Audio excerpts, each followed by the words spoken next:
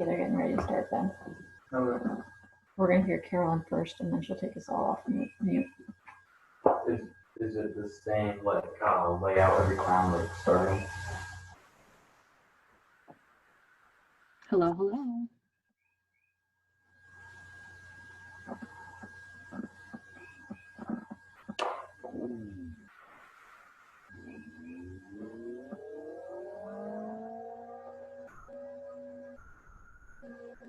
Faith, can you hear me?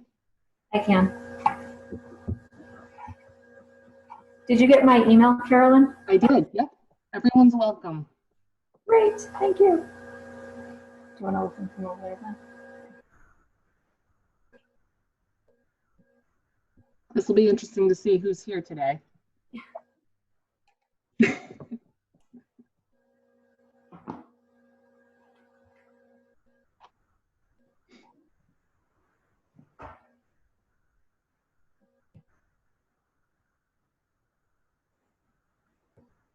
RJ, can you hear me? Yep. All right, cool.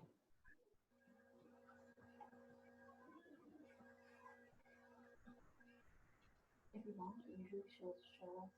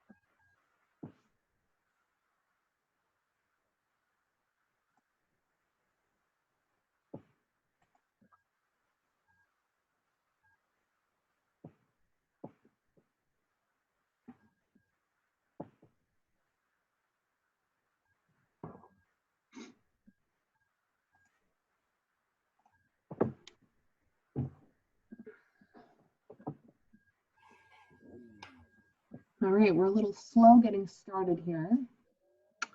I'm going to share the login again, see if we can get some more people.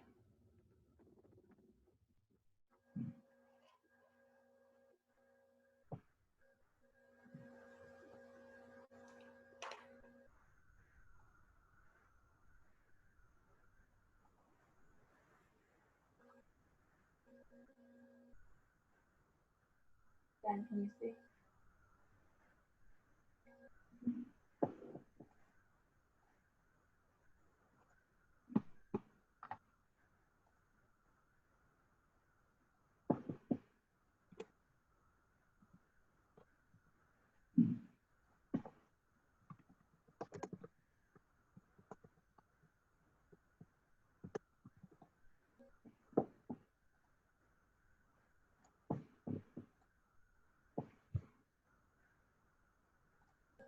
Okay, I'll send that out again.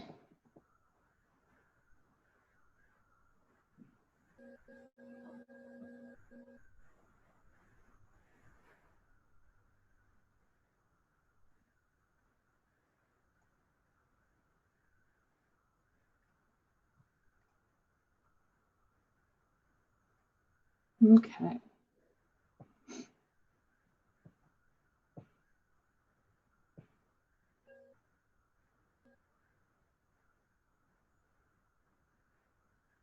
I know Annette said she'd be here. Yep.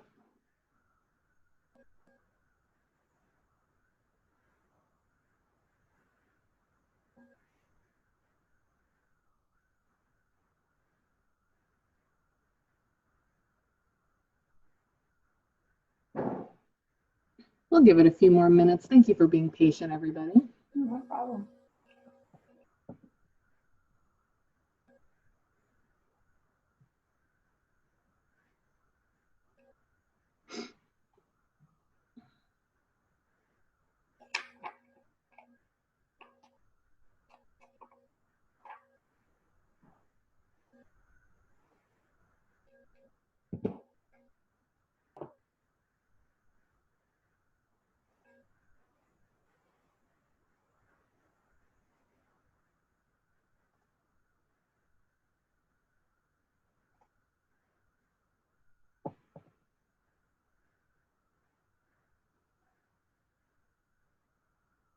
All right, we got one more.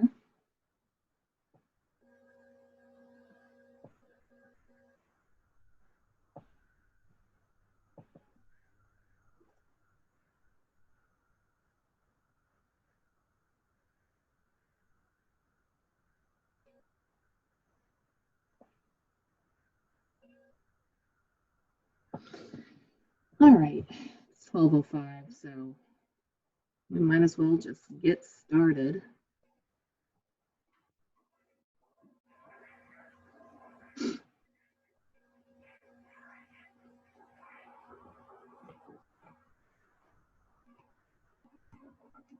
All right.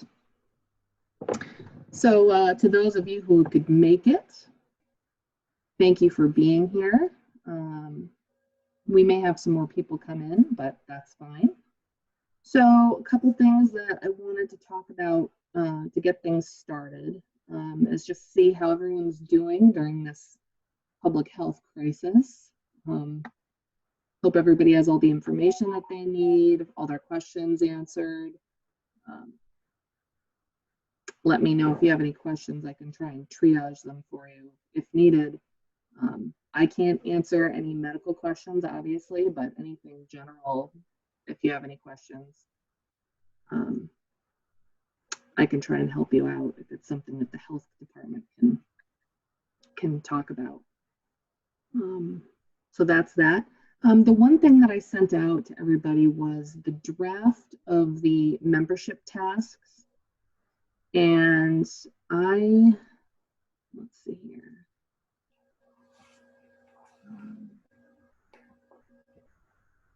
I sent it out on Friday. Was wondering if anybody had a chance to take a peek at it. Roles and responsibilities. Let's see, I'll change see if I can change the screen here so you can see it. I'll pull it up. All right, so you guys can see the roles and responsibilities. Faith, can you see that? The roles, is that what's on the screen? I can see it. Roles and responsibilities, okay, cool. So this is something I wanted to go over real quickly. So based on everybody's feedback, this is kind of a requirement from our technical assistance folks. They wanted us to basically go through and come up with our own list of things. In the past, we had done something like this, but it was very brief, just basically like a couple of bullets and then there was a place to sign. But this is a little bit more comprehensive, and I think it suggests that, being part of GASP does have some, responsibilities to it. Doesn't mean this is going to become like your new part-time job, but it's, it just puts a little extra structure to it, lets people know what's expected of them. Of course, there's always wiggle room. This is a volunteer gig, so, that's the deal with that. So, anybody have any thoughts on this that's here? My thought was to put a signature line at the bottom, just to like sort of have it be acknowledged.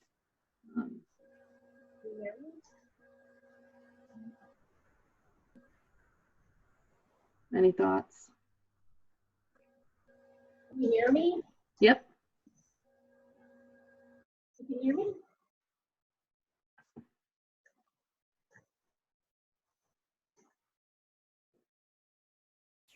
Yep, Karenza just did a voice check. I can hear Karenza.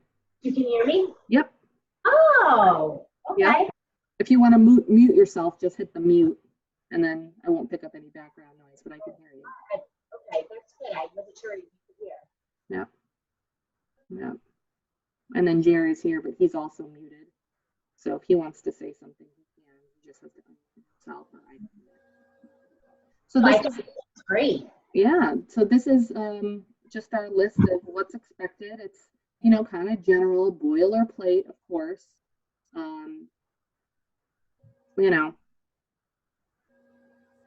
I'm happy with it. I'll probably end up sending it out. If anybody has any changes, requested changes, let me know. I'll probably put like a signature line down at the bottom. No, I like it. but you know, it's pretty simple. I mean, like I said, no one's going to be forced to do anything necessarily, but it does sort of make people a little aware of what they can do to really help, and why this is like a community-based coalition, and what can be done. And there's some coalitions across the state that are just like unbelievable what's happening there. And some people have like 2 paid staff members. Of course, I'm the only one, but some people do it that way. I don't know if you can hear Chris in the background. He's on a call right now, so that'll be over in a second. So yeah, this is this. If you have any questions, this went out in an email on Friday, so we can switch gears here. All right. So the rat card, we talked a little bit about this. I called Gold Star Pediatrics. Oh, hello. Somebody joining us? No, that was me. I was turning my volume up. Oh, okay. I called Gold Star Pediatrics. I talked to the business manager. At first, she was going to send me to like corporate and was very sort of standoffish. But then she asked me a couple more questions, and I said, you know, this is who I am, and this is what we're doing. She's like, okay, well, let me triage this for you. I've said that a couple times. It must be the crisis. I'm just saying triage a lot. So I sent her an email with basically, you know, the options for collaborating with their practice on the rat card. Maybe one physician or multiple physicians could contribute, but I basically said, hey, look, if you want to do this, we can, I can basically draft the whole thing and you can sign off on it. I'm not looking for extra work, like I'll tell you where I got the sources from, and we can do it that way. So I let her know that. So hopefully I hear something back. Like I said, if anybody has any other suggestions for who to work with, let me know. I'm pretty sure Dr. Blayfeld wants to support this. He kind of said, I saw him last fall and he said sort of in passing, oh, let me know if you need anything. So, so that's that. But yeah, that got that ball rolling there. Very exciting. Life skills, well, you know, this is a very interesting topic for us because, you know, the 7th graders had access to it.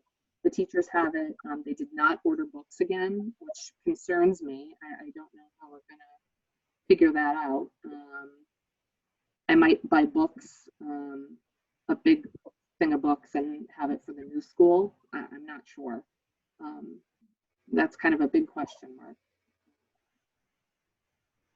So we'll see. It's not the best update there. I can't, you know, really explain it there, but the kids are out of school anyway. We don't know how long that's going to last. So even if they were doing it, you know, that would be stopping. So I don't know if anybody saw the Google Doc I sent out. It's pretty much open to anybody to add to edit. I can send it again. I sent it to the education committee at first, and then I think I sent it out to the whole coalition. And on that is basically a working document to talk about how we want to do this. So a couple things have changed, obviously. National Drug and Alcohol Facts Week is the end of March and it goes into April. That's going to mostly be an online thing, which is I'm totally prepared to do. I'm so excited actually because I've wanted to do a lot of online stuff. The one thing that's going to be tricky about this is all the worksheets that I have, but I can get those out to the school, and I can also probably have them on the GASP webpage for people to do.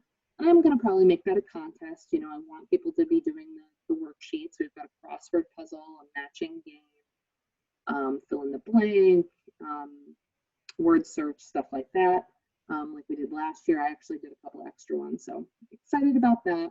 Hope they get used, but I have a feeling they're not going to be in school. So we're just going to have to find creative ways to get them to do it. And of course, I can share it with the libraries. I think the libraries are closed. I'm not 100% sure on that. But I'm hoping that this will give people an activity. I pilot tested the worksheets with the middle school STEPS groups. And for the West Side kids, it was about medium hard. For the Cutler kids, which was 2 6th graders and a 7th grader, they found it extremely hard. We had to do it as a group. And they really hadn't had a lot of health class yet, so some of the concepts they really weren't familiar with. So it was interesting. So anyway, National Prevention Week. You know, obviously we're gonna get creative, and I'm really excited about this because we can do a lot online. And you know, instead of having expensive speakers come, and basically we don't know if people are going to show up and listen, we can get them to do things online, and we can have it recorded so they live forever on YouTube, right? And you know, we can have a track of who actually sees it. So I'm excited for that. I'm hoping that I can get some interesting things set up. Once again, ideas, put them on the Google Doc, email me, whatever you want to do. The planning materials from the government haven't been released yet, but the dates of what's being observed on each day, that has been. So that's available.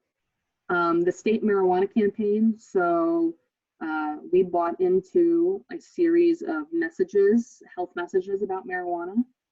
There's a coalition of coalitions, if you will, that have created this huge media campaign that's going to be throughout the state, print, online, billboards, radio ads.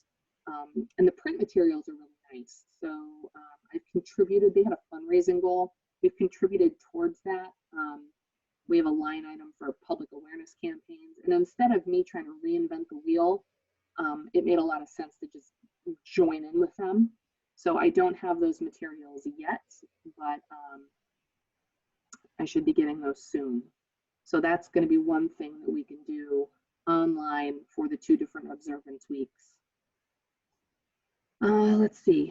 So the PSA contests. So Glenn Graham volunteered to do this. I'm going to contact him and see if he got anything done before the school shut down. We'll see if that happened. The SAD reboot. I was actually supposed to be there last week. The new advisor is Tracy LaPetra, who I don't think I've met, but we talked on the phone. I was actually supposed to go and she told me not to. She's like, look, we're not taking any visitors. So I was like, oh, okay. I didn't get to go. I do have permission to go to the schools, or I did, but now they're closed, so it doesn't matter. So they have a new advisor, but schools are out. So we'll see if I can engage some of the leadership, some of the student leaders. I'll see if I can get them to do some stuff online or remotely. We'll see. Youth campaign, that still needs to happen. So we won't be doing stuff in schools, but we're gonna have to be doing stuff online. So online. That's the new world we're living in. Everything's got to go online, which is something I'm very comfortable with. So have faith, it'll all get done. Serenity Ball funds, we did pretty well this year. Last year we received $1,000 proceeds. This year I think we're getting closer to 3,000, 3,200. I can't remember the exact number, but it's more than double. And we'll get 2 separate checks from the partner agencies, Community of Hope and Community Speaks Out. And we will get to put those wherever we want. So that may be something we have to continue the conversation about because of the whole in-school project type thing. So I will talk to the SAD group, and I would love to hear from you all about any other ideas that you have. We may not want to just give it all to the SAD group. We may want to spread it around. We may want to work on projects with certain groups. We may want to work with, say, the cadets. You know, I always think about the cadets. That's a nice youth group. City of Groton Police. We could give some to STEPS and do a collaborative project with STEPS. We could work with a church group if I know there are a couple of churches who have really big youth groups. We can do that. Basically, you can do whatever you guys want to do. The more opinionated you are and the more ideas you have, the better, because then I don't run the show. So give me some direction and I'll make it happen. I can make the decision if you want me to, but you know, I don't want it to be like that. I don't need to be calling all the shots. Carolyn, would it be possible to give some money to the senior class alcohol-free party? I know we had discussed that. Absolutely, yeah, absolutely, especially because we got more money than we thought we were going to get. That's certainly something we can do. You know, I will talk to the leadership there, and of course, you know, I think people were a little kind of not sure what they wanted to do with that, but then when Adam shared that they were going to do it on school grounds, I think that made people feel a little bit better. So yeah, that's another option for sure. Any questions so far on any of this? And I do know Tracy LaPietra, her daughter's classmate of my daughter's. Oh yeah? She's really friendly and enthusiastic and high energy. I think you'll really like her. Oh, excellent. Good. Good. Very motivated. Yeah, she was kind of like, I don't really know what you expect from me. Like, this is kind of new to me. I'm like, because I sent her an agenda of what I wanted to talk to the SAD kids about because I like to structure it that way. And she was just like, what is this? Like, I'm just like, don't worry, it's going to be okay. Right. I have an agenda, but it doesn't mean it's going to have to be your agenda. So, yeah. All right, LPC campaign, or LPC grant rather. So the vaping campaigns have been launched in the middle schools. So all of the materials that we got have been placed at the middle school. So those are done. We do have a lot of extra posters, of course, and right now we don't have a lot of schools to put them in. So ideas for where to put those? Maybe the meal sites they have going right now. I think especially the teens, they might be going. Yeah, that's a good one. Yeah, we did the social media part of it. So I did some paid boosts on Instagram for the youth campaign. I forget, I don't have the numbers to report, but like I spent what I said I was going to spend on it, and that had like some return.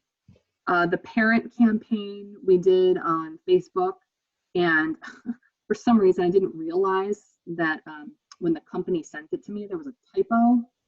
It wasn't a big typo, but like when I realized it was there, I was like, oh man. I ended up getting it fixed, but anyway, so those reached a lot of people.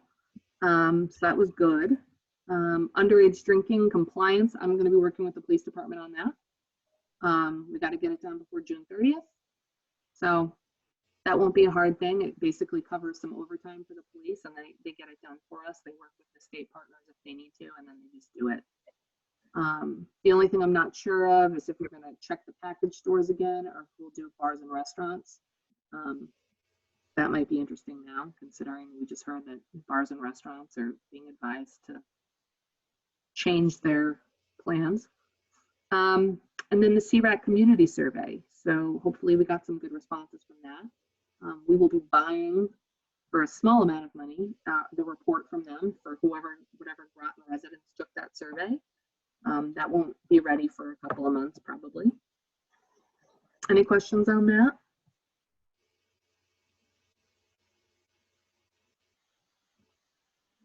Okay, so the SOR grant, outreach and advertising. So luckily these can continue very easily through social media and mailing and whatever we said we were going to do for that.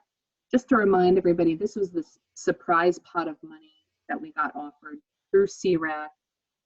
It's very similar to the grant that we had last spring that allowed us to do the recovery friendly Groton things and other stuff. So basically it's a lot of promoting Narcan, a lot of talking about, you know, the Change the Script campaign, the Live Loud, a lot of that stuff, promoting the prescription monitoring, all that stuff. Community education, coalition building. So that basically means we're going to revamp that recovery friendly Groton group that we started. I know that there have been conversations that have been happening about that, and I am so thrilled that that is something that people are interested in and committed to. So that's great. Wellness programming. That was going to be the fun part of this, basically having massages and speakers and yoga and all of this fun stuff that we never get to do because it's never allowable under the grants. And maybe this spring things will change, like maybe May things will start to look better, hopefully. We'll see. But we'll be nimble. Like if we've got to change stuff, we can change stuff. Our plans are set, but this is such a small grant that there's a lot of flexibility. So if we need to overhaul this, I can work with CRAC and overhaul it if we need to change directions. Narcan and suicide prevention. This is something that we can continue, hopefully. Small group training, we can do online training potentially, and have people pick up their Narcan if they need it. So once again, we can adapt. Like, I'm not intimidated by any of this. I want everyone to be healthy and safe. I want people to listen to guidelines, but we can make stuff happen. Like this is going to be fine. We just have to think a little differently and you know, pay for other things. We're going to have to pay more for social media. We're going to have to pay people to do online stuff. You know, so nimble. Chamber of Commerce, you know, they will still do what they're doing. Recovery Friendly Groton, we talked about already. Love knowing about that. An interesting thing that came up, I've been sort of talking with H&H Distributing, Don Benoit, and Jerry, I don't know if you know about this. He and I were sort of batting around this idea to have a non-alcohol beverage festival. And we had been talking about it, and it just never really, we were kind of just talking about it. But he said that he had some meeting lined up to talk about doing something like that. You know, of course, now everything has changed, but that's definitely something that I'm super excited about. And, you know, we talk about recovery friendly community and events and what that looks like. And it would be great to weave that into Prevention Week if we could, but we gotta wait and see a little bit because we don't know what our reality is gonna be in May. I'm hoping things are calming down, but they may not be. So, so that's that. So this is something a little bit different. So the academic detailing project. So this is an additional project that we signed up for through DEMIS. Basically, they were looking for health departments to work with them on a project, and a spot opened up. And a couple of months ago, they asked us if we would do it. And so this is sort of a GASP thing because it's totally in line with what we do, but it's mostly a legislate thing. Basically, the deal is we need to work with 10 providers in the district. We do have permission from Uncas Health District to work in their district if we want to, because they have declined the money. So we just have to get their permission, of course, but they sort of already have. So we need 10 providers, and we need to deliver 3 20-minute sessions to them. So this is basically like quick lunchtime learning. Has to be in person, can't be online as far as I know. That may have changed in them. I mean, maybe they're open to that now, in which case this will be a walk in the park. But with these 20-minute sessions, you serve lunch, you know, doctor's choice or nurse's choice or whatever you want. And we're talking like we want licensed healthcare professionals. We want doctors, nurse practitioners, PAs, pharmacists, stuff like that. I don't remember if veterinarians are included in this, but I'll find out. And then the modules, there are 3 of them. There's one on naloxone, Narcan. So it's basically what to know about it. And it's tailored towards medical professionals, so it's probably not entry-level information. It's more for them and their knowledge. Prescription monitoring, so that's something that we continue to talk about. And then medication-assisted treatment. So this is a module that's not finished yet, but it's something that will be part of it. So I am waiting to get trained by somebody from UConn, a pharmacist, on this delivery program. I'm getting trained, Jen Muggio is getting trained, and our new public health nurse, Mary Day, is getting trained. And the three of us will get trained in this, and we will be delivering this. So if you have any recommendations as to who I should be contacting, if you've got a friend who's an APRN or a nurse practitioner or a doctor or a pharmacist, you can give me that warm handoff. That would be awesome. I have an email out to Lisa Noyes-Duguay, who has helped us with the RAT card in the past, and she does, she does medication-assisted treatment in her practice. She also is just a regular physician for adults and adolescents, and she's out of Westerly.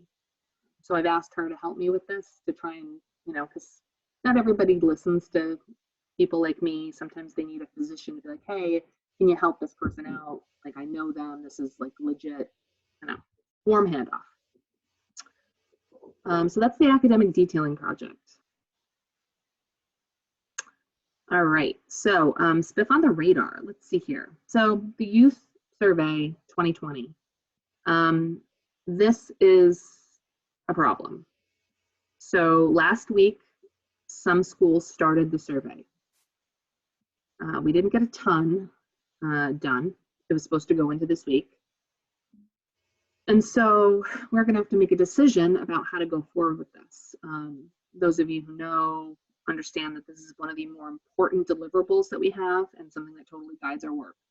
So we have been doing this every 2 years, like clockwork, and this has been a huge disruption to that. So right in the middle of doing this, we have schools shut down. So I'm going to be working with Archie. He's already recommended to me that we send the links home, through the school system, and that we have people do this at home.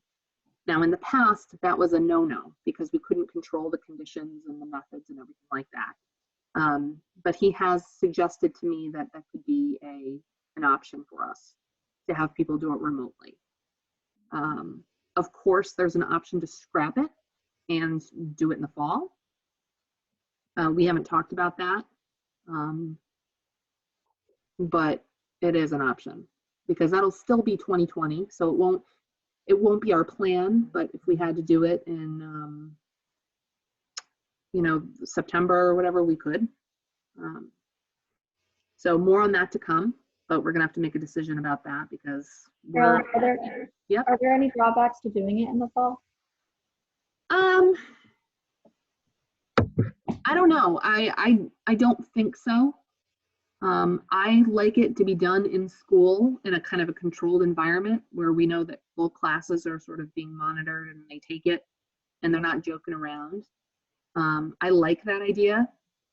There's nothing to say that we can't.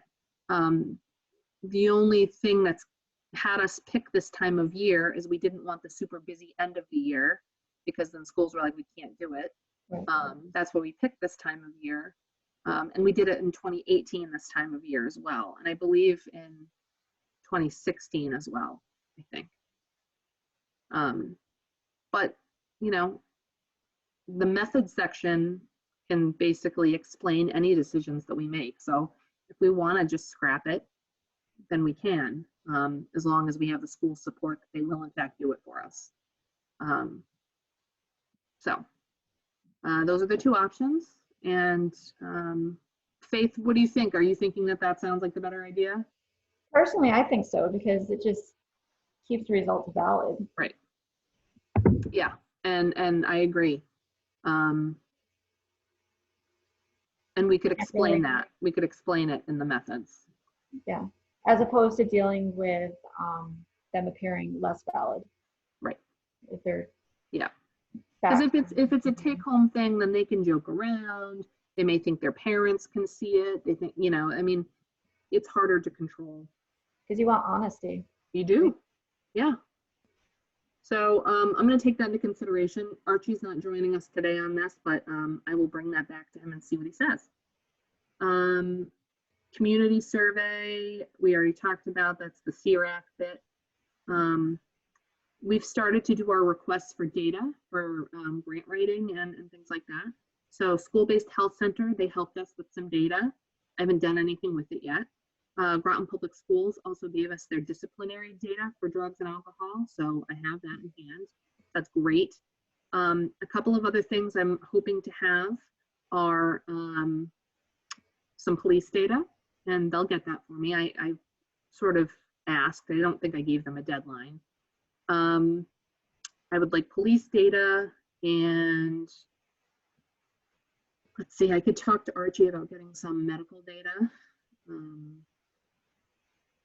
And let's see, yeah, if anybody else has any other data points that you think we should look at, let me know. But now's a good time to do that. Capacity, new members.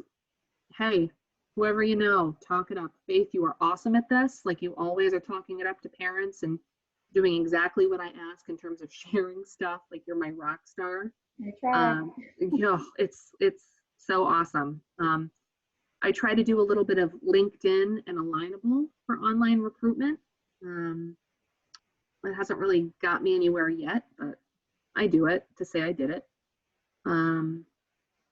Let's see here. Grants prep. The next thing to talk about is grants prep and sustainability under the planning right there. Basically, I thought that we were going to be given an RFP to get another round of funding. Turns out the state is not doing that. They are not putting one out for the state funded grants this year. But you're hearing it here first. We are getting another year of funding. We're getting more money for 1 year. Nice. 1 year of additional funding. So GASP is fine for next year. And we'll actually have more money for implementation. So we'll be able to spend more money on things. We'll have probably, let's see here. We'll probably have, let's see, 20, is it 25? $25,000 more than we're used to. And that will be pure implementation. That will be pure implementation. They're not going to be giving me any more. We don't anticipate hiring anybody. It's going to be implementation. So all the things that we don't get to spend a ton of money on, we'll be able to expand all of that. So that's good news. We're good for 1 more year. At that point, I hope an RFP comes out. Yeah, so we'll see. But we are good to go for next year. Thank goodness. Let's see here. Anything else? Any questions? I know we've got, anybody want to say anything, take themselves off mute? Any questions?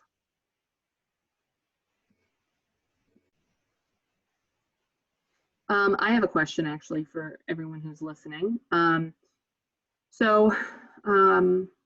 Subcommittees, I have them in charge of a couple of things. So most of the observance weeks I've been sending out to the education committee, just to sort of keep it, like that. But, I kind of want to open it up to everybody now, especially if if life has changed as we know it. The more feedback and the more input I have, the better. Sometimes with the education group, it ends up being like the in-school stuff. Really, education is, anything that we do that is trying to increase people's knowledge and provide information and teach them stuff. And if we're going all online, then there's no real reason for us to right now separate education and social marketing, because it's all going to kind of end up being education and social marketing all in one. So I may back off from the committees and just have everybody involved in everything for now. Especially because we're not going to be meeting like I usually meet with Suzanne at Cutler, and we do that. But we're not going to really do that. We're going to follow the directions. So I'm going to suspend the committee decisions and just do coalition decisions. And of course, you know, the people who speak up, I'm going to listen to, because not everybody speaks up. So if you want to, if you have an opinion and you have a thing you want me to do, tell me, for sure, because silence is silence. If I don't hear from you, I don't know what you think. All right. Anything else? RJ, you've been pretty quiet. Any questions? How are you? I'm putting you on blast. RJ, are you there? Okay. Jerry, are you there? Carolyn, Yep. you can hear me? Come a little bit closer. Oh, I don't know my microphone.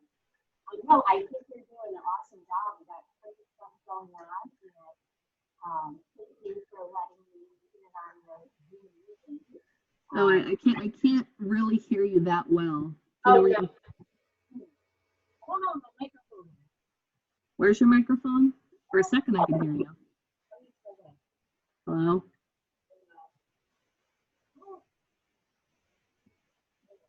Oh. All right. So, yeah. So, anything else?